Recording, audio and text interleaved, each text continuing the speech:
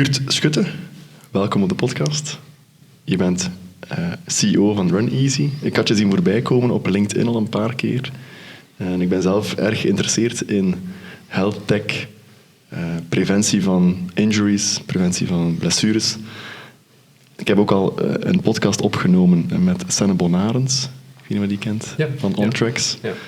En dat werd ook heel goed onthaald. En RunEasi vond ik heel interessant. Ik heb het nu voor mij liggen, het is de eerste keer dat ik het zie. We hebben het al even getest buiten. Dat was ook wel leuk, heb ik gelopen in de straat. Daarover later meer. Ik ga je eventjes inleiden. Hè. Je hebt een PhD in sport, biomechanica aan de KU Leuven. Je komt oorspronkelijk uit Zuid-Afrika. Ja, inderdaad. Ja. Van Stellenbosch University ben je dan naar KU Leuven verhuisd. Van Stellenbosch tot Leuven, ja. En je bent ook CEO en een van de co-founders van RunEasi. De podcast gaan we waarschijnlijk along the way wel in het Engels beginnen doen. Dat is voor jou, denk ik, gemakkelijker. Ja, dat klopt. Dat is makkelijk wel. Ik kan in Nederlands vragen beantwoorden, maar meestal in Engels. Een beetje Afrikaans of Afri-Vlaams. Mengelmoes van al die talen, maar ja.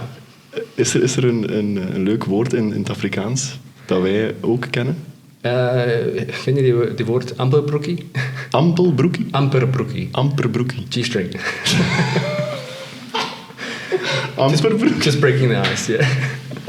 Yes. It's funny because every time I hear like an Afrikaans word, it's very to the point. Yeah, it's literal. It's very literal. It's so literal. It's like, oh, of course. Why didn't we use that word? Yeah, it's exactly. so obvious. Yeah, like why do we use the word G-string if we can just say amperbroekie? Yeah, or huisbakkie for elevator. How do you say? Huisbakkie. Huisbakkie. For huisbakkie. Huisbakkie, yeah. Perfect. Brilliant. I think we should incorporate more Afrikaans words in our... Yeah, well, that's why I'm here in Belgium. You can teach us. For the listeners who don't know what RunEasi is, I'll go through what you wrote on LinkedIn in your bio. I translated it from English to Dutch, so I'll do it in Dutch. Bij RunEasi bouwen we aan een toekomst van gezondheid voor hardlopers en atleten. We hebben de missie om hardlopers aan het lopen te houden, zodat ze nooit meer moeten stoppen door een blessure. RunEasi is een universitaire spin-off van de KU Leuven, waarbij het oprichtersteam meer dan 70 jaar gecombineerde domein-expertise heeft. RunEasi is een innovatief loopanalyse-platform. RunEasi sluit de cirkel tussen het uitvoeren van biomechanische analyse tot het voorschrijven van specifieke oefeningen en wordt gebruikt door fysiotherapeuten en trainers en coaches om hun hardlopers te helpen via revalidatie en preventie, waardoor ze krachtiger en veerkrachtiger lopers worden. Klopt dat ongeveer, or does it make sense what I translated? Yeah. Can you explain what RunEasi is? Well, really, at the essence, RunEasi is really, think about our mission, we're really trying to build the future of runners' health through adopting not only an education-based approach, but a technology-based approach, and really mixing those together to further not just the knowledge from the research side, but into practice, to shift the mindset not only from evidence-based, but also towards the individual-based practitioner, and also to disseminate that knowledge downstream, not only to kidneys and sports physiotherapists and sports doctors, but all the way down to the everyday runner, where they finally know what they can do about it, and they can measure in an objective way. Because I think it's a mystery why people sometimes get an injury, why that kind of injury. A lot of people really don't know a lot of biomechanics, of course. Why would they? And it's something I always, when I was studying my medicine and my orthopedics and my physical rehab lessons, and along the way in the sports medicine also, I was really thinking about how does someone get an injury and what was the mechanism behind it. It's not just like a tendinopathy, or it's not just an overuse injury of that muscle, but why does it happen? Is it that the foot lands in some kind of way that's not ideal for the body, for that muscle? And I think a lot of people struggle with it as well. People that are just running for leisure, a lot of people get injured. I see so many runners in my office with all kinds of different overuse injuries very often. Yeah. The RunEasi tool, I have it before me here.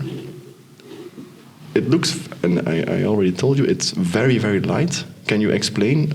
People that are watching can see it right now. But can you explain how it's, like, how does it look? What does it do? How do you put it on your body? That kind of stuff. Yeah, sure.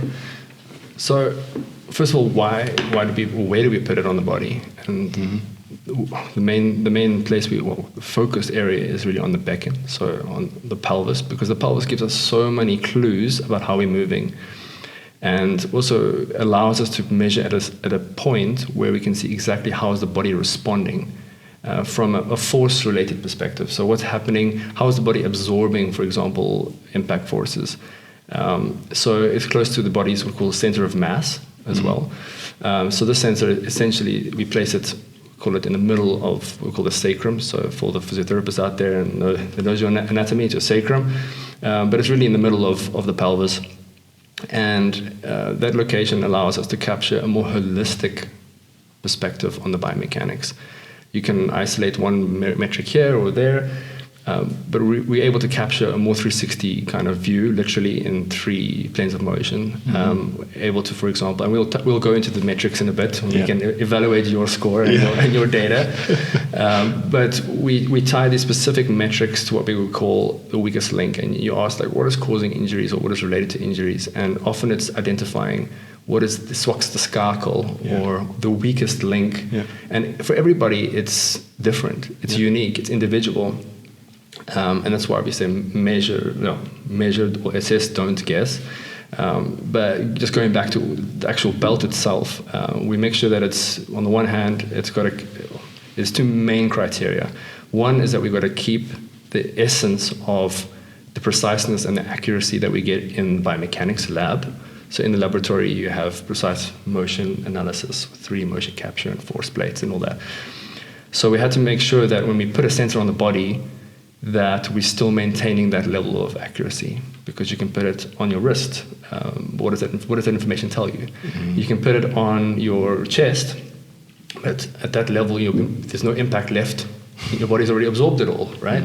Because it's protecting the spinal cord and the brain. You can put it on the foot, the shin or whatever, but then you don't know how the body or the legs are responding to that either, right?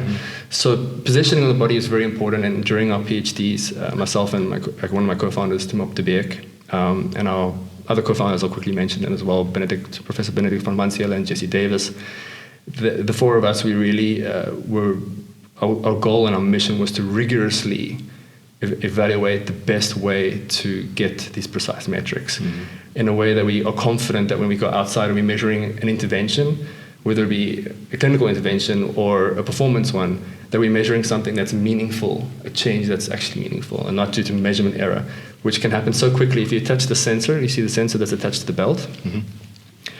And we did some validation studies that you put that on, clip it on the shorts or on the pants. Essentially what you're doing is you're measuring the wobble. The wobble of the pants. The wobble of the pants. And this sensor, it's essentially an accelerometer. And it picks up, it's so sensitive to the finest changes in movement. So if you're measuring anything, you want to know it's because of the body is moving differently or changing things that are due to musculoskeletal aspect or loading, and not at all got to do with a trivial thing like putting it on improperly or incorrectly and the sensor is not placed. So that's why the design of the belt is like you said, is much lighter than you see from this perspective. You think, oh, this looks quite, the belt looks quite big, but it's really light. You wore it earlier as well. You don't feel it. You don't feel it, right? And on the back end is this neoprene kind of material. Exactly. Which is like wetsuits. It's designed to be skin friendly and comfortable. And I often tell the story of a couple of years back while we were still iterating on prototypes, because we were trying to solve this problem of accuracy, and second of all, this problem of how do you get a runner to want to wear it and feel comfortable wearing something without constricting or giving them pain or anything. And I got a call from one of our beta users it was in our postdoctoral research project when we was testing the prototypes. I was like, good. I hope your sensor is waterproof. It's like, what happened? What exactly? It's like, no. I went on this ultra trail run. It was actually in Heavily Bos in KU Leuven, and he's crazy. I mean, it was so crazy. I mean, he's just an amazing runner. He's built for running hours and hours. And he came in. He came home, and he said, like, I jumped in the shower and I forgot to take the sensor and the belt off, and I hope your sensor's waterproof. And I was like, side note, it is waterproof, but that's okay. But what was really for us motivating was just, okay, we finally found something that not only captures that measurement preciseness, but that a runner is like, okay, I can run hours and hours with this. I don't feel it. Yeah. It's like when you put on and you watch the first day, it's like you can feel it. Yeah. And then subconscious, it just, exactly. It's in your form factor, as they say. Yeah. Yeah. So it has to mold into the form factor because there's all of like the first kind of bottlenecks to capturing data, the data collection process. Before you can get anywhere into the fun stuff and the interpretation, you have to get these things right, and that took a lot of iterations and a lot of help from internal parties and external parties. We had collaborations with OHL Leuven for feedback there, and one of the physiotherapists there from Samuel, and he helped us there as well. And we had a lot of local people that they're giving us different perspectives, and athletes themselves saying, change this or change that. And eventually we came to our first kind of commercial prototype for the belt as such. But by then we already had the accurate data to start building this massive data set of benchmarks and healthy benchmarks, and where the fun stuff starts. Very cool. Did you validate your RunEasi device that we have here with like in the lab measurements? Did you compare those and Yeah, exactly. So it's different metrics require different types of validation. If it's movement related, we're looking at the instability of the pelvis, the dynamic stability. So when you land, you have to control your trunk. So wants to wobble, your hips and your becken want to wobble and rotate, and that requires very good stability. And so we measured that from the sensor, and we validated that correlated that against the marker from the 3D motion capture. Like the golden standard. The golden standard, exactly. Yeah. Whereas when we're looking at the shock absorption, the impact magnitude that comes through the legs, we validated that against the forces that are in the treadmill. Yeah.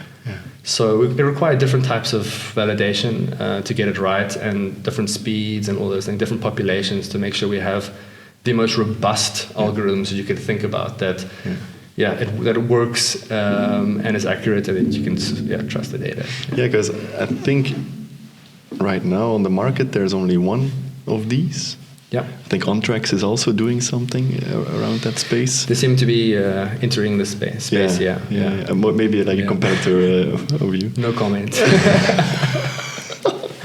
No, I think they have a very strong research team. If I can make any statement on this, if you want to say, I think the biomechanics team is really strong. They come from a very similar background as us. They also they have a great mission. They have a different approach, very different approach. To some extent, I maybe don't agree with, but I think what they're doing is great. I think the market is massive as well. Of course. And I think goes back to a bit of our core, my personal and RunEasi's core values is education and knowledge, and they're also doing a great job at disseminating the importance of impact loading, for example. Because I think the strength of those kinds of devices, like the RunEasi, is because not everyone has the ability or the money or the people to enter into a lab, to get everything checked, a couple of hours, all the system have to be in place, you have to put all the markers on yourself. With this one, we just did it in the street here in Antwerp. I put it on in 1 minute, I ran for 2 minutes, and we have data.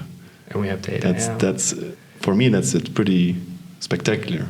If you don't need a big expensive lab to do all of that, and I mean, I can tell you how many, embarrassed to say how many days and weeks, and I mean, I loved every minute of it that we spent in the laboratory collecting data, and putting markers on, And it's almost like a rite of passage as a biomechanical researcher, I would say. Anyone that's been in motion science or biomechanics will tell you it's a rite of passage that you have put on markers, you've calibrated the laboratory, you know the ins and outs of how it works, and if the camera's not working, and then the post-processing part. So once you've collected the data, it's like, okay, you got the software and you have to make sure that all the cameras could see the markers. Yeah. Sometimes they lose the vision of the marker, and you have to then what they call fill the gaps. Yeah. And anyone that's been in knows motion science or biomechanics will know that it's a lot of time and focus work to just to get to the end, actually get to the start lines, to start being able to say, well, we have our output metrics now. Can we start doing statistical analysis and things like that? Yeah. And of course, under very controlled laboratory conditions. Yeah, exactly. So like when someone is running in a lab, they're running on a treadmill. Yeah. It couldn't be farther from the real life experience. Running in the woods, it's up and down, it's unstable. Yeah. So that also is very nice and I think an advantage of the RunEasi. You can just use it anywhere. Yeah, exactly. And it kind of brings me back to kind of the point and the philosophy around where we are at a bit of a crossroads in the field, you could say, not just in biomechanics community, but the biomechanics community combined with the clinical community. And I mean, if I ask you, Dr. Gianni, are you an evidence-based clinician? I would hope so, yeah. You would hope so, right? Yeah. So thinking like, what does it all mean? And you put your evidence-based thinking cap on. Yes, yeah. It's like, imagine I'm a patient in front of you, and I've had consecutive injuries, and I'm so frustrated, maybe even a little bit scared. Yeah. And I just want to get better, and I want to know what my goals are and how can I get there. You immediately sit opposite me, and you think, okay, running injuries, consecutive. Let's put on, like, what are the studies that I know? You know that you'd like to think of yourself as a savvy, up-to-date, research-driven clinician. Mm-hmm. You read, you maybe have like an alert to PubMed and Google Scholar, and you subscribe to updates for summaries or latest research papers, and you're like, okay, I find myself quite up to date on that.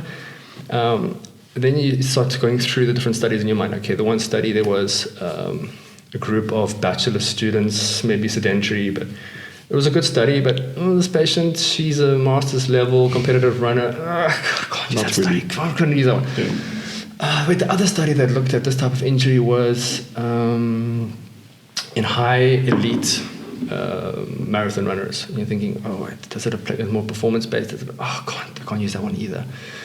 And then you start thinking, well, I use research to guide my thinking, but there's a patient in front of me, and does she meet the mold? You know, and research studies are, by definition, have to define certain inclusion-exclusion criteria. That's just how it is. So we have these interventions, and we try our best to disseminate those knowledge points. But when you have a patient in front of you, and they're representing maybe 2 or 3 injuries, maybe currently have like a patellofemoral knee pain, but 3 months before that they had an ankle sprain on the other side, and so and you'll never see that in a research study. They will say, "Wait a minute, all participants in the last 6 months had no injury." Yeah. So what does that mean? Like an exclusion criteria is like you can't have an injury in the last couple of months. Yeah, and if you measure the biomechanics there as well, it's like, okay, is it the chicken or the egg story? Yeah. You know, is it a compensation to the injury, or is it something that initially was a risk factor that caused the injury? And you mentioned earlier about multifactorial and all the different things that can do it. So it's really hard there to say like, okay, I'm strictly an evidence-based clinician.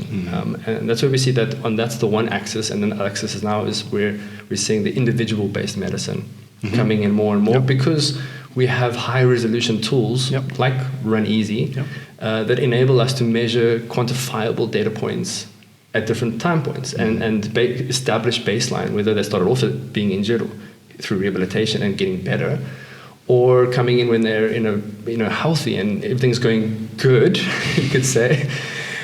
Thinking things are going good. Training for the Antwerp's 10 mile. Oh yes, I saw a lot of people the last couple of weeks. I'm sure the streets are littered with people like suddenly realizing, I've got to suddenly increase my mileage because I don't want to I don't want to start the run thinking I haven't really trained at anything at all, and 0 to hero, and then 0 to 0 with an injury, right? Exactly. And then they end up in our offices again. Yeah. So it's about also being able to measure at the right time point. So you build this evolutionary passport of history, so you can learn from when we're doing it. When am I more likely to start getting pains, and what's really causing it, and then you can learn from it from a behavioral change perspective as well.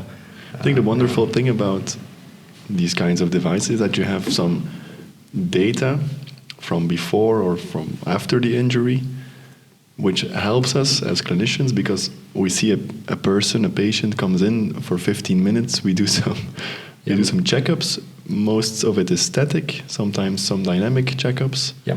But that's it. Like in 15 minutes, you have to make your diagnosis. You have to give the treatment. Tijd is voorbij. Time's over. Time's over. That's it. That you got. That's all you got. And I mean, like, what do you know in 15 minutes of checking up on someone that's gone into your office with an injury? You're not even checking how they are running. You can't see them run most of the time. Yeah. So with this gives us this is like a magic wand, and gives you the full movie of how it happens. Yeah. I like that. I love that analogy. Actually, you can have snapshots where you can have, say up until now you would have to go to the research lab to do a full high resolution biomechanical analysis to get some insights, which would also take you maybe a few days or a week to get the report and then learn from it. That's a snapshot. That's like a picture that's been taken. And now with being able to monitor or be able to assess at more time points, not necessarily monitoring, I think a lot gets lost, context gets lost when you're thinking of measuring every single session or things like that, although we hit it in that direction. It's about knowing the why behind the data as well, and establishing context, the different multifactorial factors behind it, so that you have that movie effect where you can really see, okay. I mean, I actually brought along one of these case studies here. This is an example over a couple of sessions. Evolution of a runner that was actually using it through one of our practitioners, our RunEasi experts, Jeroen Bale. And he's using RunEasi in a remote rehabilitation sense and return to running. And there you see the overall running quality and different metrics, start to progress over the easy runs as she's getting better. Returning from a hamstring injury, which he got while actually doing a recommended hamstring exercise. So Nordic hamstring. I don't know which one it was exactly, but sometimes we also we overdo it. But here you can see in the sense where we're shifting the whole paradigm from treatment, like say your 15 minutes to figure out what's going on and treat towards we're still empowering the physiotherapist, because they're at the core. They are the experts. And we're only one puzzle piece that helps them get more information of the outcome measures when the patient's at home, training using the device in a remote setting, but also helping one of the main challenges of physical therapy, which is adherence. Right? Yes. People, when I used to practice as a sports physiotherapist in South Africa, I used to be so dedicated towards creating home programs. Yeah. And some people would just really love it, and then sometimes they would come back after a few weeks, and then, how was the program? I think it was okay. And they opened up their bag, and they're like, the envelope is still sealed. And you're like, oh my goodness. It's so hard, and it's not their fault. It's just the environment is not good, and good for establishing good habits and remote care. And this enables the connection and the communication, which is just a really powerful thing to have, being able to communicate remotely with your health practitioner. Yeah, it's so important. Adherence. Yeah, it's so important. Yeah. I once read a study somewhere that I think only half of the people that get prescribed even just medication, which is pretty easy, you just eat it. You don't have would to think, right? You don't have to train for half an hour, or just don't have to follow. Pop the pill. Pop the pill. I think only like 50% get the pill, and then get the pill from the pharmacy, Oh, really? And then who knows how many people take it. Too much effort. Too much effort. Also, once read a study, this is completely off topic, but I think the adherence for your pet, like your dog, your cat, you're almost 100%. So we care more about our pets than ourselves. Oh my goodness. Which is crazy. Yeah, I think we also have these automatic things like you can also provide like your pets. You make sure that they... Yeah, there's a couple of companies doing it. Yeah, brings in the whole psychology aspect to it. Right? Yeah, exactly. Yeah, do you love your pet more than yourself? Probably, yeah. Probably, but yeah. Anyway, enough about pets. Let's get into the meat of the RunEasi. What kind of metrics does RunEasi track? Yeah, so as I mentioned earlier, we're really looking at quality metrics. We call running quality metrics. And what does that really mean? On the one hand, so that's the first principle of what we're measuring. The second one is we're measuring things that support or things that you can't measure with the naked eye. So the blote oog. We say we don't want to provide you with things that a trained expert can see, right? But we do want to, that's the third value, is that we want to provide standardized metrics. Because if you're providing a biomechanical analysis or a gait analysis, and it's you and me and maybe a couple other people lined up one by one, and we evaluate someone running on the treadmill in front of us, chances are really high that we're all going to spot completely different things. Wow, okay. You know, you might spot there's a trunk lean on this side, you write that down. Like, that means we need to fix that compensation in the left glute maybe, or maybe some stretching over there. I might say, she's landing more in the midfoot or the forefoot. I mean, but on one side it's compensating a bit more or rotating a bit more. It just we get lost in the weeds very, very quickly, and it's very hard to quantify and to measure improvements, or even call your own bluff and say, well, something is going worse, we need to address that, right? Mm-hmm. So we start with those type of principles of what we're measuring, and then the last principle is really, like we mentioned earlier, is a holistic perspective. Not only what's happening, say, in the vertical direction and how we absorb that impact, but looking like how do we compensate from side to side, because some of our research studies that we published at KU Leuven and during my PhD, we found that a very, very early cue to understanding when we start to fatigue biomechanically is when you lose control over your hips and your trunk. You start to really, wobble, literally wobble around. And it starts off as such a small, sensitive change that you would never be able to pick up with your eyes. Maybe sometimes you might see people running, you'll see now down the street, and if it's towards the end of the run, then you will start noticing these gross abnormalities and side-to-side swinging, and you're like, oh my gosh, they're going to be in my clinic next week. You should hand off my business, give them a card. Give them a card. The finish line. But we want the early onset of that. We want to prevent, ideally, from progressing to that state. Like the analogy of the canary in the mines, and how they use the canaries to sing when they would sing, and when they stop singing, we know that something might happen, the mine might collapse. Let's get out of here. So that's the analogy we're looking at. So we're looking at high resolution, high sensitive metrics that give you a profile. And for the fun of it, we'll break down and unpack your data. Analyze me. We'll analyze you non-discreetly. Maybe let's just recap what do we do. So we strapped on the RunEasi belt, and we hit biofeedback. Normally we would say a remote session, because I would say if you were the patient, I would say go do your run and come back, or I would come out briefly and also maybe film you just so I have some context. But I did biofeedback and I ran next to you, so we could chat a bit more and discuss today. And so what we actually ended up seeing is immediately we get like a amalgamation or a summary of all your components together, your running quality score, which is 81. And it's on a range from 0 to 100. So you would be pleased to know that your overall running quality is actually pretty good for more of a cyclist at the moment, right? Yeah, if I can call myself that, even. Yeah, more like a lifter. Yeah. What this would suggest already is that if you were to undertake a sudden goal of training for something, that you would probably already be pretty biomechanically you'd be prepared. Without, you still need to gradually improve, but you already got a very good score, right?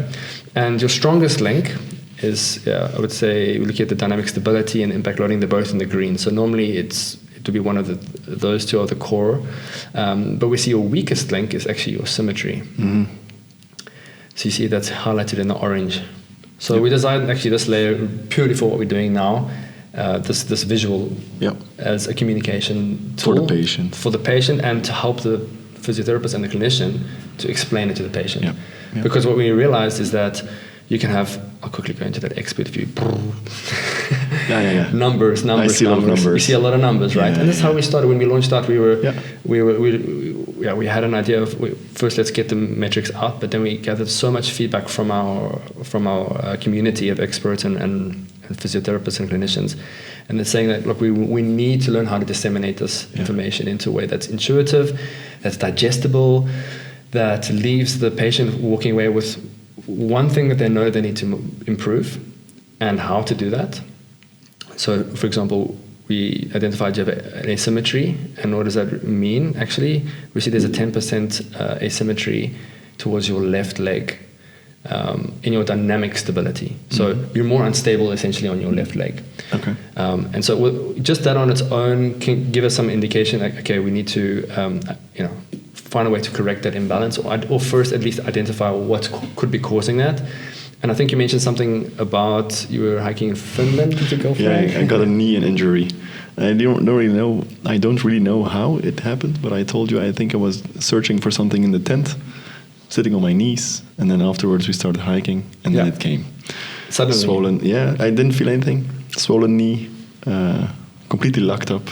Couldn't walk anymore for a couple of days. I really had to push through the pain to get back to the car. Oh. I was dying. Yeah. But anyway, I took some ibuprofen. Was better, but not right now. It's been a long time since I've run, but when I ran 20 to 30 minutes, it started again. Swollen knee, painful knee. Yeah. So I should get an MRI scan. Yeah. So if you want to go, into the deep level like that, MRI, or you have something non-invasive, non-invasive, but dynamic, where you here we identify your asymmetry, which would indicate indeed that we're detecting that asymmetry, which mean that something is causing this, and that if you aren't addressing this in some way, that it's probable that after cumulative amount of running steps that you're going to run into something more severe, or it's going to trigger that pain again. Yeah. So it's detecting that something's still there, even that right now while you ran, and it was a 1 minute run. Exactly. You're not fatigued. You didn't feel any pain. Asymptomatic. Yeah.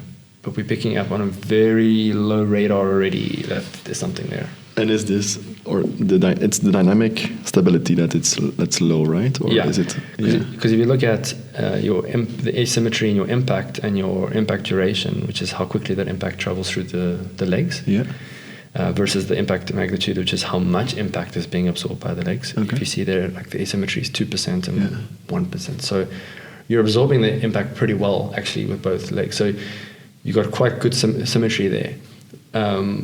But how your stability, how unstable you are on one leg is already 10%. And could this be the reason of the injury, or could this also be a downstream thing because of the knee pain? The chicken and egg question. Yeah. So right now with one-off assessment, it could be one of either. Yeah. Especially because now, we know that, in the running itself, you're asymptomatic. So what this could be hinting towards now is that this is more of a risk factor. Yeah, yes. Right? It's always trying to understand. It's a timing issue. It's a timing thing, compensation pattern and pain, and which one comes first. Yeah. We often see this in outdoor sessions. If you look over the trends of a 30-minute or even an hour, and then you might see that, they said, I start complaining of pain at 30 minutes. And sometimes you'll see in the data that it was only after 40 or 50 minutes that they started to show asymmetries like this. Mm. Then the pain caused what we call an antalgic gait. So you compensate, you change the way you shift, your body naturally, subconsciously changes the way you run as a compensation to the pain. Yep. Then we need to fix what's causing the pain. Yeah. More that kind of line of thinking. Whereas if there's still 30 minutes they feel pain, but you start seeing this creeping, so insidiously, this gradual instability is getting worse and worse on that one leg. prior to the 30 minutes, then you would infer or have the idea that this is more of a risk factor, and you need to fix this, and you need to start chasing this improvements. Very interesting. And so you track dynamic stability, impact magnitude, impact duration. Also ground contact. Cadence. Flight ratio. Any other things, or those are the 6, right? Those are the 6 things. So I mean, 6 things. It's a lot already. It's already a lot to digest, and if you have 1 minute to do an assessment, you could technically have a lot more measures if you wanted to. But we really distilled it into the most crucial, essential metrics, quality-based metrics, you could say. Actually, these top ones here, the stability, the impact, magnitude, and duration, are the ones that really give us the most knowledge on how to move the needle, and also give us information really on how the body's responding, because you can have ground contact time. I mean, there's commercial wearables out there that give you ground contact time as well. The thing there is that it's so insensitive to detecting when things are going wrong. For example, to get a ground contact time asymmetry of like even 3% requires a significant amount of things going wrong. Like, you need a lot of pain to really be offloading, well, not say offloading, but really spending a lot shorter time. Like imagine you step on a nail, long one side, that's the image, So it takes a lot to see big changes. When we see instability, the smallest pathology change or injury-related thing, or just starting to develop like an ache or can reflect already in these type of things, or a weakness, say, in stabilizing muscles. And then after the data capture that you've done with the band and with the RunEasi tool, does it give you, like from the platform itself, any recommendations or advice, or is it something that the physiotherapist or the patient has to figure out? So when we began and we first launched, it was initially figure it out, but we're here to support you. As we're here to learn from each other. That was the first mission, because we had a lot of ways of inferring it, but finding a framework we had to be developed, and it took time to develop that. And we got a lot of good case studies and physiotherapists, not only in Belgium and Flanders. When we think about, we have experts like Bart Dingenen, we have experts in the US from Jay Dishery and Chris Johnson, and they all have their own specialities. And all their inputs really helped us to come up with a framework, as well as we were onboarded with Philip Kortvriend. He's a physiotherapist as well, and also a national runner of Belgium. He's top 10 middle distance or 1500. He's been our in-house running expert, and he's the magician with the data. He really is. How he sees the patterns, and he's also our customer success manager at RunEasi, who listens and absorbs all the different cases and starts doing. And together we built this framework, which basically says, here's your profile. Each person's profile is different, and each combination can be different. What can we do with this data? And together we sat down and we kind of mapped out a way to come with an automatic report on, this you can go make a PDF. But it's a summary here that is completely tailored or hyper-personalized to your profile and links it to the type of intervention that is needed, that specific muscle groups, why is it important? If we read it out here, for example, it'll say we detected, so this is based on your data, right? A low instability on your left leg. So we already put it into words automatically. We recommend working on left versus right stability imbalances to make you more efficient and resilient runner, to remind the runner and patients, we want to build up your resilience. Here we say perform a combination of running specific stability exercises to enhance your ability to stabilize while running. So it's just like educating on what's the goal actually. So you see this profile, you see your symmetry is out now. Before you get a heart attack or start to have the shock factor, it's really to provide a starting point for them to start processing the information, educating them on what does it all mean.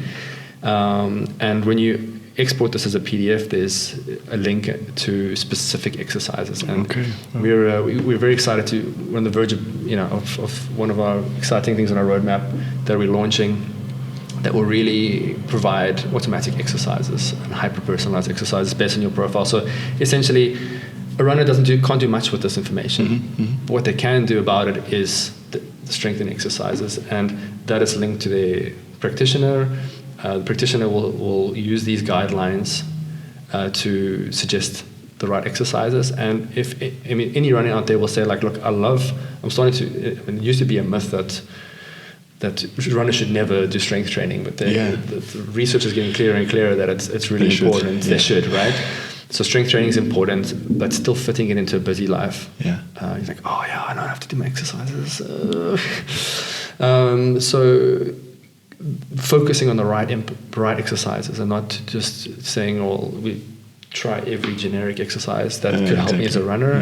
But if you're great at absorbing the impact. So I don't have to strengthen the... I wouldn't say you don't have to, but you don't have to prioritize exercises that help you to absorb impact better, from squats to lunges to dynamic jumps to even plyometrics, because we see that your impact magnitude, I think it was, the expert center, you see impact magnitude. It's also in the green. Impact duration, how quickly you absorb the impact. So you absorb it really over a long period. You're able to slow down the absorption of that impact, which means that your kinetic chain or your different joints are working together very efficiently. Okay. And so you don't have to train that. Normally, you see in runners where that's in the orange or the red. And so when it's bad, the impact duration gets shorter. So the load is compressed over a very short duration of time. Yeah. So if you think about the concept of load versus duration, if you combine that, it's the loading rate. And often it's the rate of loading. Is, you can have a heavy object come down really slowly, and you can prepare for it. But if it comes down really fast, like a SpaceX, like a SpaceX rocket, sometimes it comes down very quickly and bursts. That defines the explosion size. It's a good story, or like a good metaphor for it. So that's why it's important to measure both elements, because if you only look at the impact magnitude, you might say, I can absorb it pretty well. I'm able to tolerate or absorb these high impacts, or make them low through absorbing it. But here you can slow them down. The ketting, as we say, the kinetic ketting is well oiled. It's working together, and we see this especially towards higher elite runners as well. This result you see in elite runners. Just to stroke your ego. You said it. But really, we see we measure some of Belgium's Olympians as well that went to Tokyo as well. And we see that in that population that they especially are able to delay that impact really well. And it's almost, we hypothesize, and that's the thing with this data now, is that we're generating new hypotheses at an absurd rate. It's in previous, normally a case study would be like one small stack of a scientific congress. Most of the big interventions, and then where there's a case study, it's like pilot data, and it's a small thing. Very narrow, one metric. One metric, very narrow. But we see now with so many case studies being generated that there's just so many new hypotheses being generated. But the literature seems to indicate that it also means that you're able to reutilize the energy very well if you have a longer ground contact time. So you're not wasting energy. But you're able to be more economical as a runner. So not just on an injury prevention space. Can you use it for performance enhancement? You already said that you work with, or maybe you said it before the podcast. Maybe I don't. Can I talk about it? Yeah, sure. I think you connected with the Red Falcons. The 400-meter running team. Right. 4x100. 4x100. And do you help them with their performance, or is it more so prevention of injury? It's a bit of a mix, but it's more on the performance side. We're really looking at optimizing efficiency and looking for improvements that we can see. For example, often you don't want. There's two schools of thought actually. So let's just maybe take a step back. There's a school of thought that you should never change your running technique if it ain't broken, right? So it's everybody has an individual running style. Everybody, which is unique to you, unique to your body morphology, anthropometrics, your size, and that you've self-optimized through all your years of training, and that is why you became the best. The good example is they did a study on Usain Bolt, and they found that he was more asymmetrical than other sprinters. So you think like, would correcting his asymmetries make him a better sprinter or not? It's a big debate. But there's other school of thought exactly on that level, is that if we identify inefficiencies, that if you have the good way of monitoring it and understanding it, where is it coming from, that small, the most insignificant tweaks in how you change your running pattern can improve these output metrics on being more efficient. You can think of the other debate is things like impact. In a performance setting, let's put it in this way: in a sprinting setting, higher force is a KPI, is a key performance indicator of being a better runner. So there, you don't want to say, well, let's minimize your impact. For injury risk. Sport specific, So it becomes very sport specific. It becomes very goal orientated. Sprinting is an entirely, I would say, even completely different sport, mechanically, physiologically. It makes us really rethink what biomechanics is applicable and how do we want to use it. And it's a continuous learning process. Cool. Is the RunEasi tool designed only for the physiotherapist to help their patient, or can some savvy patient who's into biomechanics do it themselves? Yeah, good question. So I think, how we went about it, and we really thought, okay, we're bringing these novel metrics into the public domain, and in a setting where, there's this bridge to cross between using the data and making sense of it and doing something with the data. And when we were starting to launch a few years ago, among several other reasons, we decided to go first towards the physical therapy community, as they're the ones that are the primary user, the clinician. The reason being there is they see the context of all the other parts, the moving parts, the history of the patient. They can connect the dots. You've got to connect the dots. And if we were to, at that point, go straight to a consumer or a runner everyday runner on the street, and then we did these experiments as well, and say, well, so what? What do I do? What can I do with this data? That was a few years ago. Today is a very different story in terms of our progress as well, is because we built this framework that enables us to go that extra step towards what do we recommend from the data.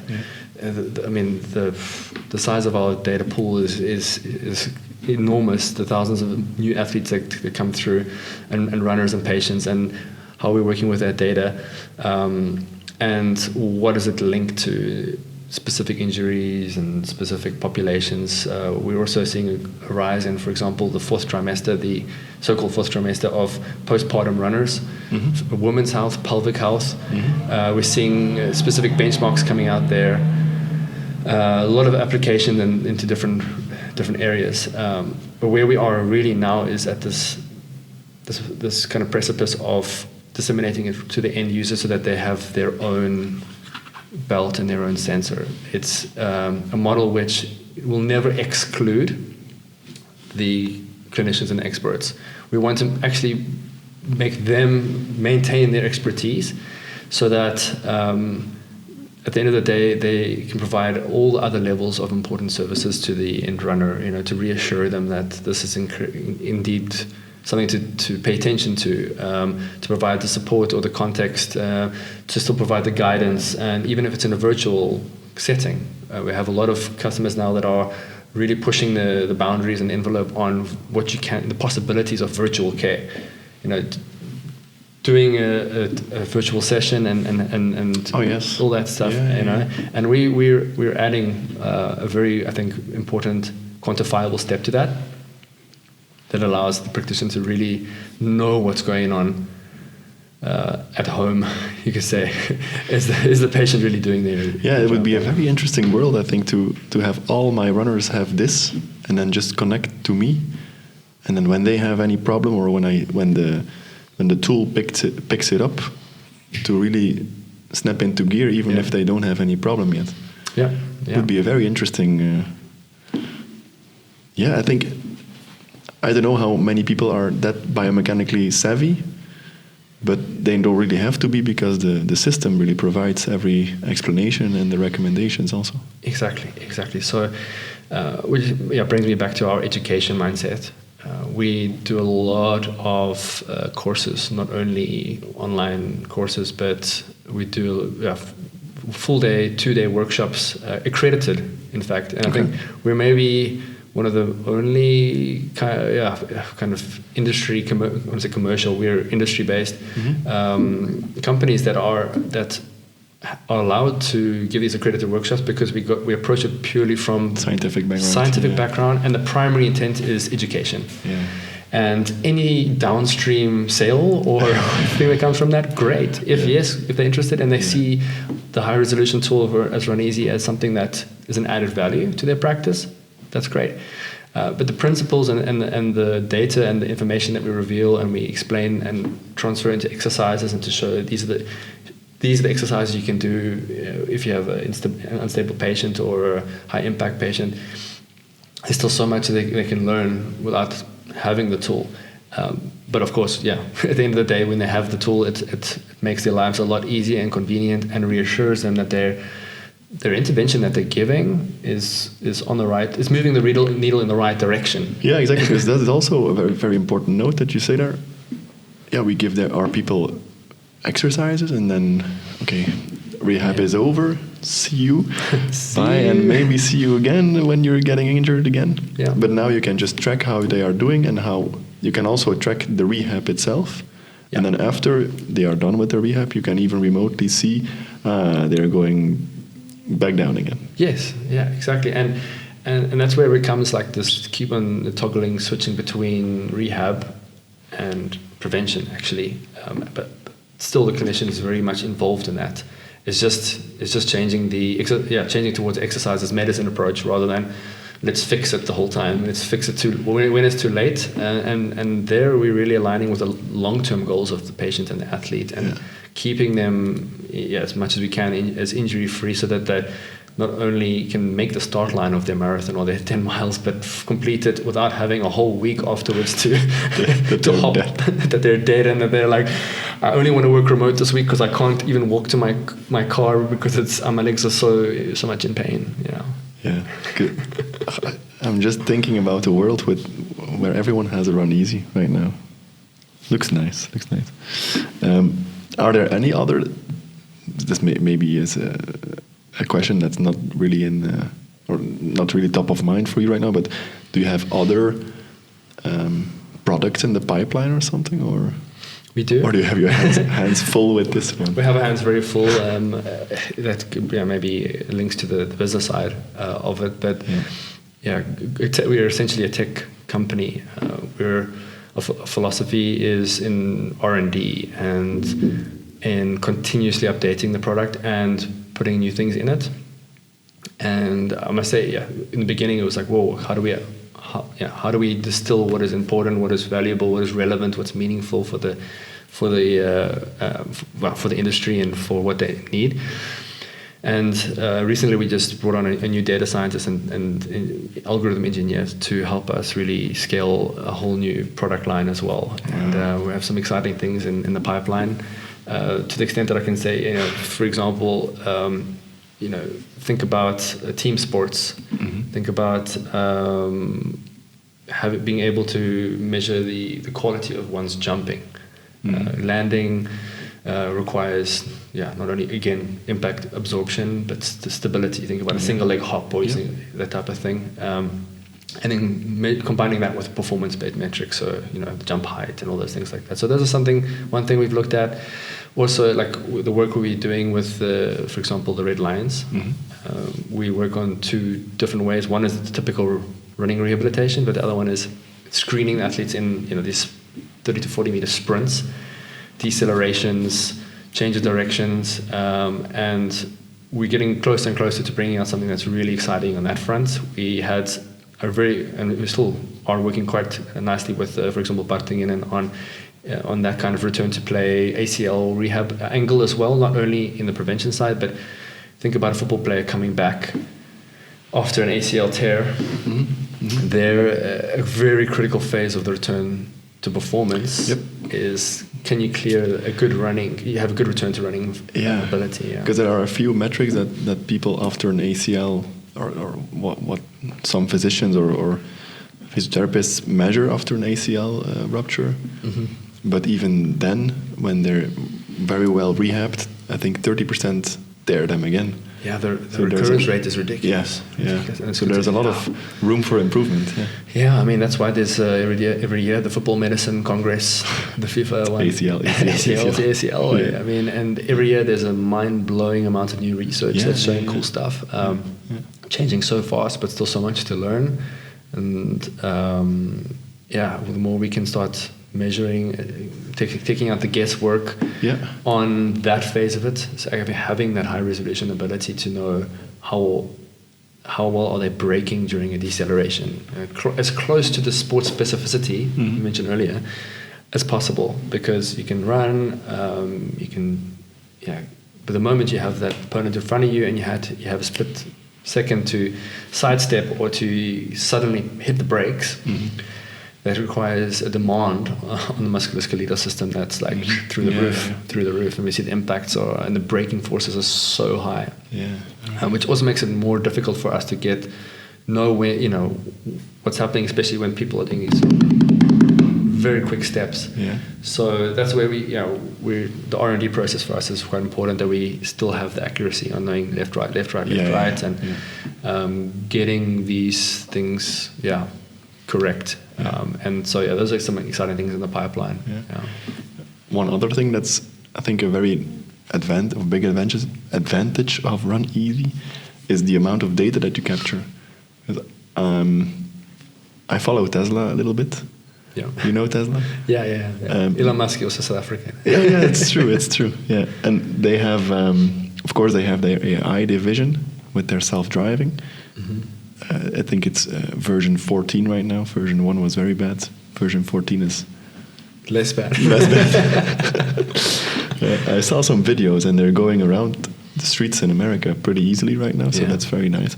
But I think one other thing that's very important is they have captured so many data. They even capture the data from the cars not using the full self-driving. So when I drive my car, it just captures it without using the full self-driving.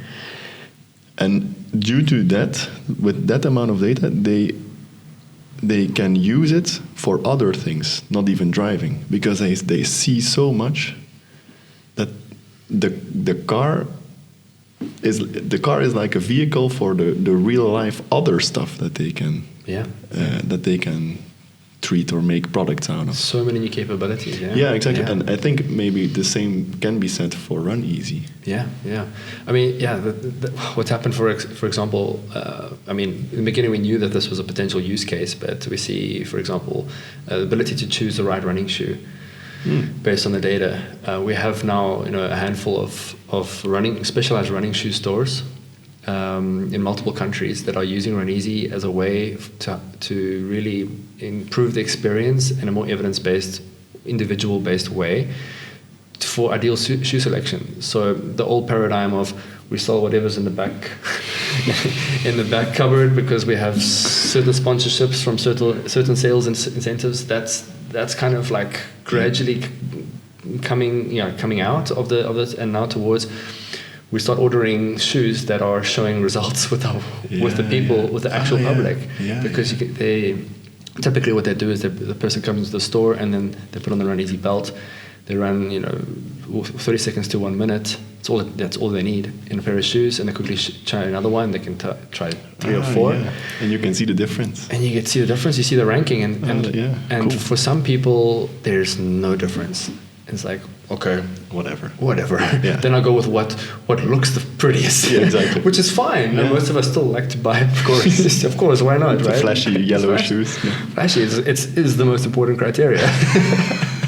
You have to be seen. You have to be seen running. Otherwise, it didn't happen. Otherwise, it didn't happen. See, but that's what I mean. Yeah. There's a lot of other things that you probably don't think about before making this. And now you see a lot of possibilities. Just the amount of data that you guys capture will probably in the coming months or years will be much larger than what has previously been captured all those 20, 30 years. Yeah. I guess. Yeah. Well, that's the hope. Even now, I mean, it's frightening to think. We collected a lot of data. I thought during my PhD. I mean, like I said, lots of time in the lab. And also, if you look at all the literature in the last 10 to 20 years, there's a lot of studies that have come out, and especially in the last 5 years, it's ramping up. Yeah. The amount of data we're collecting on a daily basis. Yeah, passively through all the running analysis going on. And remember, it's not just one step. Most biomechanical studies that were done on a force plate in a laboratory where, if I was the researcher and you were the participant, I would say, Johnny, can you stand in that corner and then run across the laboratory? And I'm not going to tell you that there's a force plate there because you can't shorten your step. Yes, exactly. So there's we're going to have a smiley face on the end of the passage so that you keep looking there. And I'm not going to tell you why you need to do this for the 20th time because you keep on missing the force plate.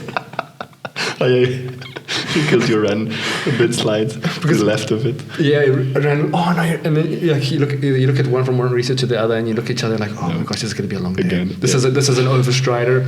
This is a guy with long legs, and he keeps on missing the force plate, and we cannot tell him about the force plate. Otherwise, the data will. Yeah, the data is corrupt basically because then suddenly you have normal. You can see it, and then and then suddenly hopping onto the step, and then it's one recorded step.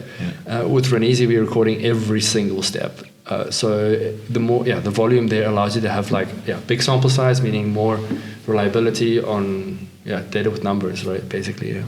Very cool. Yeah, very cool. You started RunEasi with 3 other people, right? 3 other co-founders. Yeah. You all have your own expertise, but how is it to start a company with 4 people in total? I would imagine it can give a lot of strength, but also some downsides. How did you find it? It was what an experience. I mean, I can tell you the last. Actually, before RunEasi started, it was what we call a valorization project at the KU Leuven. And I think there's an important distinction to make. First of all, you have the typical tech startup, Silicon Valley kind of mentality. Bootstrap, and then raise huge VC money and accelerate straight from the beginning, and then have something and if fail fast, and then that's it, and move on. Yeah. And around about the time we started, there were other companies that entered the same space, and they disappeared. One by one, they disappeared for lots of different reasons. But then you have the different type of startup, tech startup, which is really a spin-off. Yeah.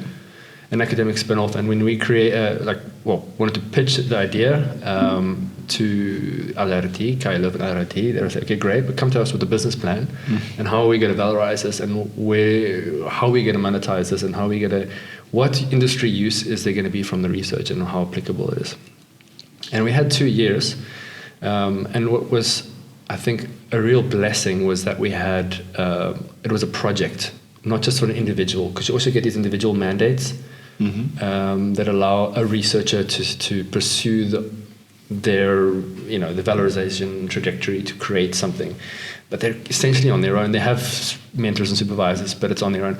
We were very fortunate to be under this umbrella of an internal project of KU Leuven. And there were 4 of us, 2 PIs, 2 professors. One was my direct promoter, Professor Van Zielen, in biomechanics. So we have the same or similar line of expertise. And then the other 2 co-founders were from a different department in computer sciences, but in the sports data analytics. And Professor Jesse Davis was my co-promoter. He was the third co-founder, and he, for example, he's also making groundbreaking research at the moment in football and predicting what is which players are creating the best opportunities, like Kevin De Bruyne, and through AI predicting which players create, are the most creative and are creating the most opportunities. Okay. Defining or predicting scoring goals is really hard because it's such a low number game. Yeah. But what you can do is the opportunities of scoring. The opportunities of scoring you can predict, and you want to, that's a KPI that's interesting. And just a side note, does he use it for like scouting upcoming players or? I'm not sure exactly, but it's more from a research side, but they have collaborations in the industry as well. And he was recently also interviewed in SBN and all that stuff. So cool. It's I'll really check cool. it out. Maybe for the podcast. Yeah. There we go. Yeah, I'll is he a Belgian or is he a South African? He's actually American. American. Yeah. Okay. So we'll say our co-founding team is quite diverse. Diverse. Yeah. Cool. And he's a third co-founder, and he's a board member of RunEasi as well, and provides, he also has, some American also business background as well, you could say, provides us with some good strategy. And then the fourth co-founder is Tim op de Beek, who, over the many years of us working together through our PhDs, he did his PhD in data science and machine learning. And when we were put together by the professors in the beginning, like, make something, let's find a good research study to do, collect data. We need to collect data. Yeah. And we did lots of pilots together and spent lots of days on the track. And I think even, I remember Tim in the middle of the winter doing, putting sensors on the body. And back then we still didn't know where to put the sensor. Was it the best place on the back, or was it on the feet? You put like 10 sensors, and we would have one after the next runner coming in at the sport court in the track, the egg-shaped track in Leuven. I've never been there. Yeah, it's actually a fun fact. It's not like a perfect oval, you could say. It's actually more like an egg. So it's designed badly. I don't know if we had to say it like that, but I don't think it's accredited to for IWF standards or whatever. Okay. But that's used for training. It's good for training curves. Training the turns. But we really had a convenient place to collect a lot of data and learn a lot of mistakes from machine learning. We wanted to predict fatigue and that. And in the beginning, we realized, okay, wrong data. Try again. Not enough data. And eventually, over the 4 years, we got it right. And all those hours spending together collecting data and interacting with the people that were in the study and being like super interested in like the most smallest data point and the most ugliest graph that we would send them through like our exported research program gave us like little bit by little bit like this little bits of insights and it's not there was no light bulb moment for starting the company. It was like it just kept gradually be like, wait, there's more and more pool coming from this, and we couldn't think of a more like I'm going to be kind of boasting here, but we couldn't be more well positioned to be able to solve this problem. We don't know how our athletes are responding to training in an outdoor environment.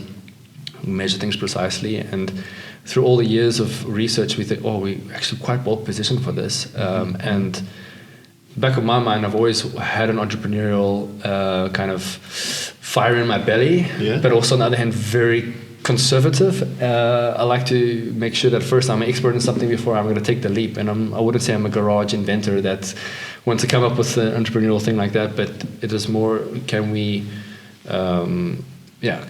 bring something based on what we know, even if we start small, that can make an impact in the running world and that type of thing. And so those are the 4 co-founders, and over those 2 years, we had really great experiences and some tough decisions as well, and about which direction we want to head. And often it was about what do we need to say no to, and scratching off all the different capabilities and what do we want to focus on, while at the same time building something that would be a presentable business plan to having investors, because we still needed capital to start the company.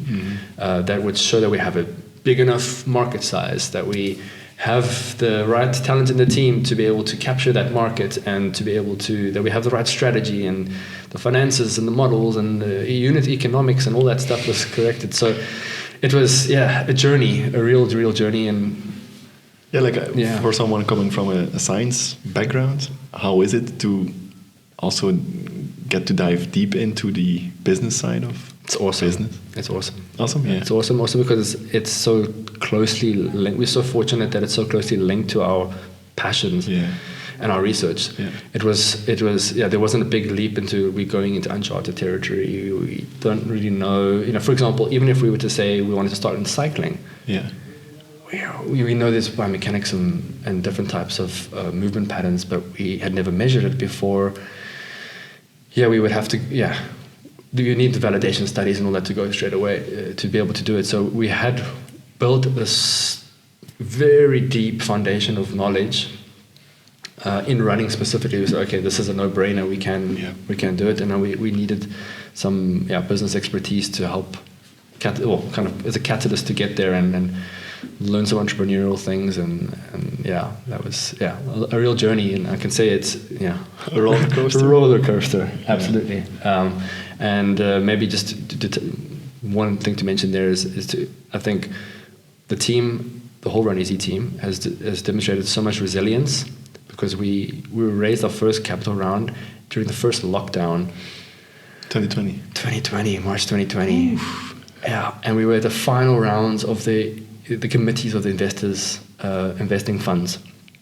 And they were starting to get a little agitated because, hey, like COVID, is this something to stay? It's like everyone. That was when everyone was freaking out. Like, what is this? And this is the time where everyone was thinking, okay, the next 10 years we're just locked down. Yeah, but that was the idea back then. Yeah, and our go-to-market plan was, in practice physical therapists, but no one was allowed to go in practice anymore. No one was even allowed to go to the gym. Exactly. Yeah. And while that was unfolding, we saw the stats coming out through Strava. For example, you can see this. They brought out a really cool report about the participation numbers in running since this lockdown started. It boomed. Yeah. And we're like, here's our market. You're like, yes, for COVID. Yes, so many more people getting injuries. we have a market to fix. We have a problem to solve. Yeah. It's just funny. You took the bad with the good. We took the bad with the good, and there was a quote. I remember there was a quote that we used in our pitch deck there, and I think it was from Winston Churchill that said, "Never waste a good crisis." Exactly. And that's a good one. I was thinking about. Do you know Johan Cruyff, the footballer from Holland? Yeah. He said in his own dialect, "Elk nadeel heeft zijn voordeel." Yeah, like every bad thing has a good thing. Yes. I love that mentality. And when one door closes, at the moment you think that's it, and then suddenly the next door opens. You're like, why did I even care about that first door? I didn't want that first door. Yeah, exactly. Why was I worrying about it? Yeah. Do you do any kind of sports yourself? I do various things, but limited to where I am at the moment. But typically, I'm a surfer actually, but I go back to South Africa regularly for. You're not here in the North Sea. Not in the North Sea. I think we were discussing earlier. It's something you try once and never again. Never again.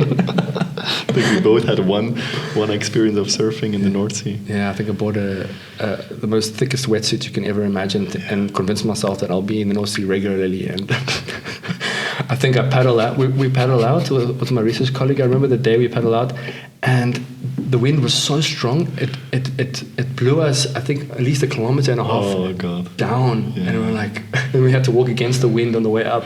It's horrible. I did it when I was like 9 or something, or like 10. My parents have a shoe shop, and do you know O'Neill? Yeah, probably you know. Yeah. We sold O'Neill shoes back then, and then they invited us to come to the North Sea, me and my cousin. We were 10 or something, and we put on our little wetsuits. We got into the North Sea, and I was like, after 1 minute, I was like, I'm going out. What is this? What is this? So no, I'm not a big fan of the North Sea. Niet meer. Never again. Never again. Nooit. I would love to go to South Africa, actually. Do you suggest to go to South Africa? Everyone I hear says it's amazing. It's amazing. And every now and again you hear the bad stories and things like that. And the country is in a very bad space. We have lots of things, challenges and struggles. But it's the most beautiful, warm place and warm people. Small talk with everybody, and before you realize it, everybody wants to chat and is your friend, and it's really nice. And there's just so much to see, nature, and so it's just so much to do. I'm convinced. Let's go. You go. if you want to go, let me know and I'll give you some suggestions. Perfect. Yeah.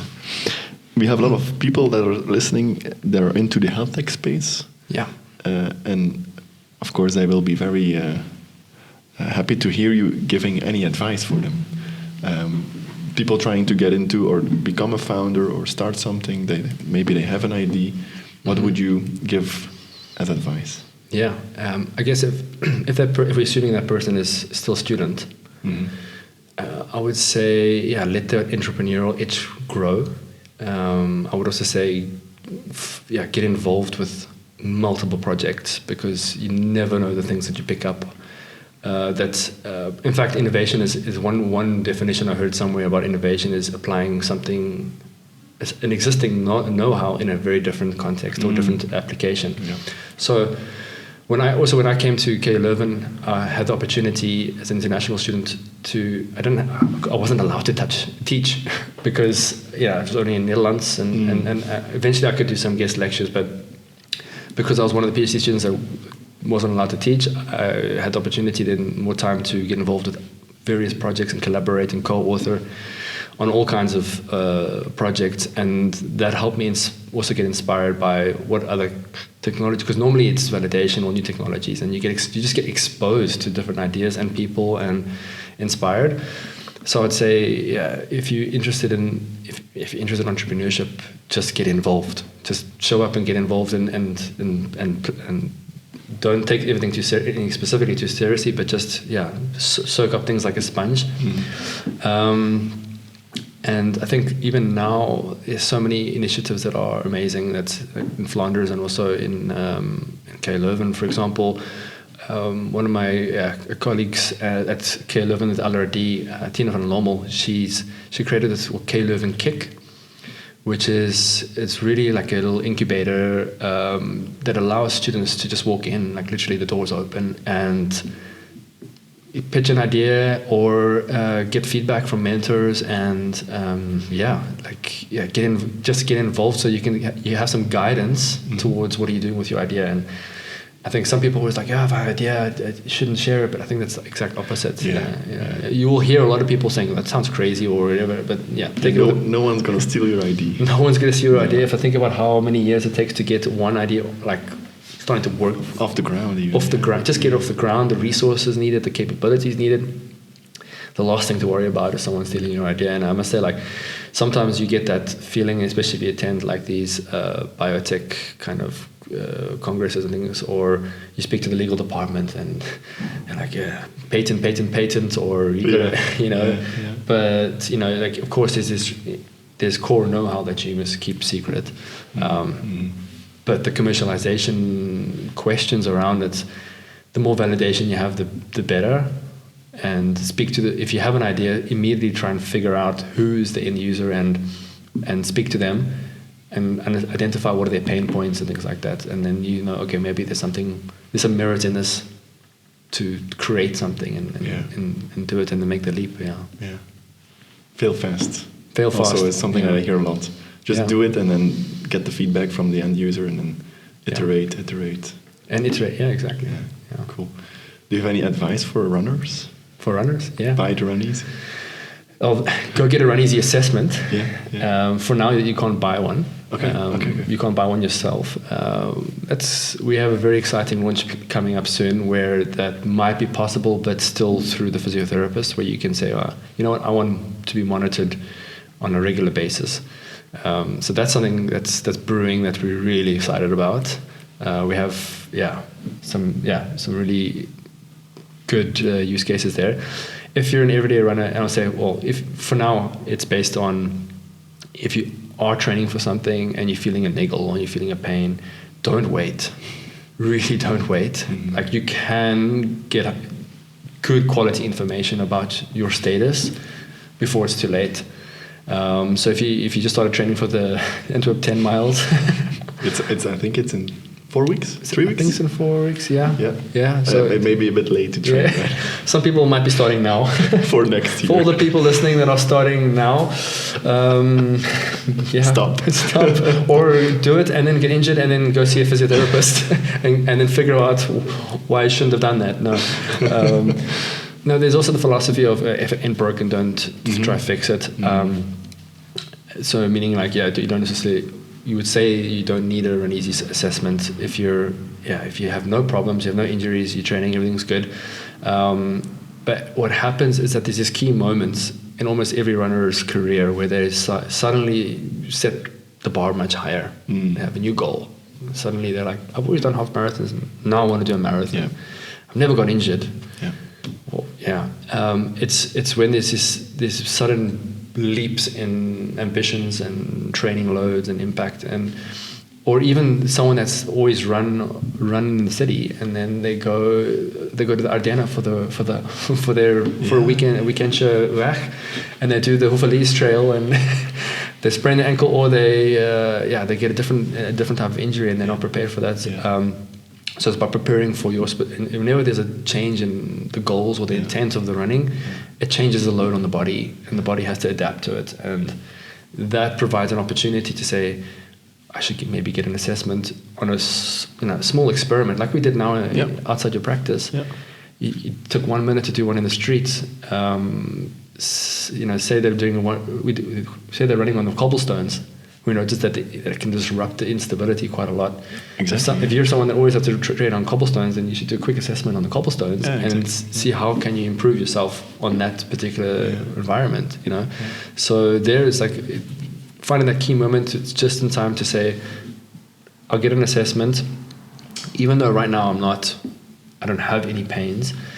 Although I start to feel a little stiff here and there, and if you're twijfeling, if you're a little bit unsure, it's a quick assessment to go to physiotherapy practice and get one done, and it can be one of the news. You can see it as a vital sign. You're getting your vitals checked. I was thinking about some people do a bike fit. Yeah. This would be like a running fit. It's a running fit, get your running fit done so that you know whether you're in the right condition and prepared for it. And sometimes it's just that seeing the data is a bit that shock factor. Like, whoa, okay, my score is in the 50s or 30s or something like that. I was aware that my condition wasn't so bad, but I haven't really been paying attention to it lately. And it actually makes sense. I really haven't been training properly in quite a while. Now is the time I should do something about it.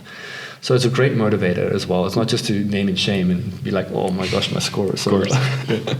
And like feel like I should never run again because my score is horrendous.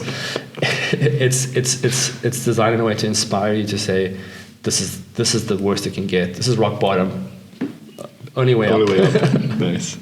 Where can people find physiotherapists that use RunEasi? Is there a list somewhere? We don't make it publicly available at the moment, but anyone that is interested can either just go to our website and drop web form, contact form, and we have dozens of runners that have asked us, where can I get a RunEasi assessment? And typically what we do there is we do a quick map search of our closest, a radial search for them, so they can have maybe 2 or 3 options. Sometimes they're in a city where they have like 10 options, and we just give them the list. And normally we also rank it by, for example, RunEasi experts. So a lot of them take a certification course. Yeah, I saw. Yep. And we think it's important that it continue. Like any clinician needs to do continuous learning and development, and we have this, not a very long course, but it's in depth on theory and research, but then quickly into the applied side, that just satisfies them that they use RunEasi and then they know how to use it. And then normally we recommend that they go to their RunEasi certified practices. Nice. In the area. I also have a lot of physiotherapists that are listening. If they want to get involved with RunEasi, what can they do, or how to contact you? Yeah, there's multiple ways. I think website's usually the easiest. Book a demo. We have a very responsive team, very enthusiastic team as well. So it's just book a demo, a couple of questions, so we know you're a good match for us, and then it'll book a quick half an hour or half uurtje. You can book during lunch, with your colleagues if you want to while you're eating. Typically, our team is based in Flanders. We're very mobile as well, so if they if the physiotherapist would like a live demonstration, we often offer that as well as a preference to say, we will come over to you and we'll do it also like over lunch or over a break where some of your colleagues can join. And once they see it, it's the experience. It really shortens the time to grasping what you measure, what do you do with it. The ideas start popping up, and the quality of the conversations are often much higher. Book a demo. We can show you, demonstrate how it can be used either in the practice as an assessment tool or as a training tool for biofeedback. So you can see the patient, you can show the data to the patient and allow them to change or find ways to improve their running quality score, their weakest link. I think that's a whole new field of physical therapy, gait retraining that is like really at its infancy. Only the tip of the iceberg has been scratched by a few research hybrid clinicians in the United States, and also normally for walking, but in running it's really finding the weakest link and then improving and strengthening that, and not to sit and more from a movement coordination perspective.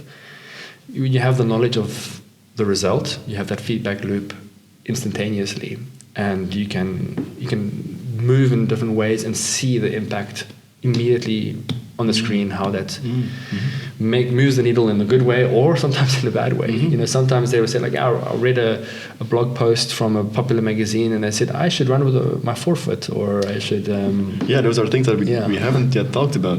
There's a whole lot of cues also. A lot of cues, and a lot of physiotherapists ask what are the right cues to use, and we always want to say like, you can try these, but it's so like individual. Run soft. You hear a lot. Run soft. For some people, running soft doesn't feel good or is not their style. Yeah, and it's all in the nuances behind it, because what how do you define something as simple as the word soft? What is soft? What is soft to you? Soft to you is I don't hear slapping. That sometimes it's a foot slap. Running soft to me would be I don't hear boom, boom, boom, like someone that's really like a heavy runner. So there's the whole field of gait retraining and all these cues.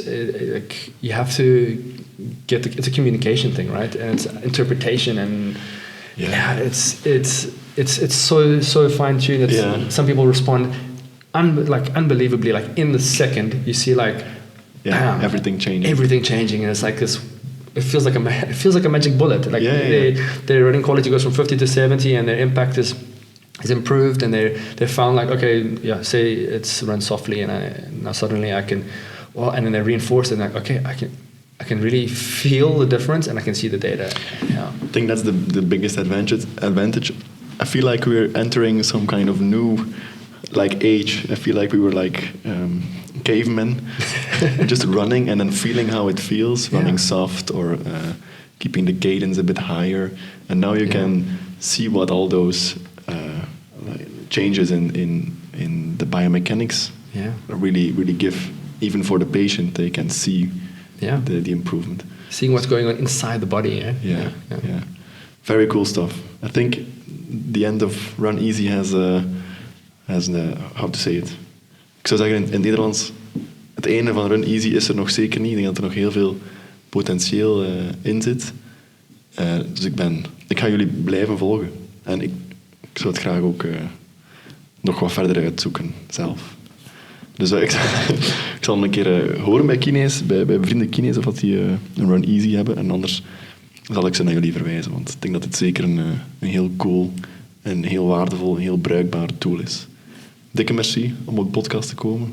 Het was een eer. Ja, dank je wel. Merci om te komen. Ja, want vanuit Hasselt tot hier, het is ook een eindje. Beetje film, maar niet slecht. Hè. Ik hoop dat je geen file hebt in de terugkeer. Ja, it's always. Ik vind het makkelijker and so much more warmly to just to see each other and face to face in person, and not at Teams. Exactly. I've done a few Teams calls. Of course, they're useful. Yeah, they're still useful. But the connection is way better live. It's so much more fun also. So. Amazing experience to be and to chat with you and discuss all these exciting new developments. So thank you. My pleasure. My pleasure.